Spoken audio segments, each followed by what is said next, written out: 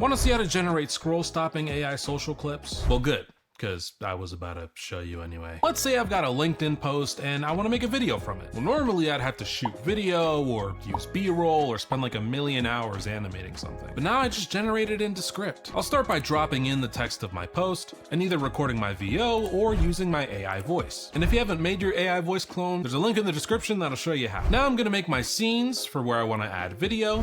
And alright, I'm ready to generate. But pro tip, we've learned that the easiest way to get really good generated video is to start with an image. And you can either generate one or use one you have. I'm gonna generate one. I'll choose the model I want to use, throw in my prompt, and pick the style I want. And there's my image. Beautiful. I'll pop it into the scene editor, tell Underlord to turn it into a video, and that image now becomes the reference for my video prompt. I'll choose my model, type in my new prompts here, and generate the video.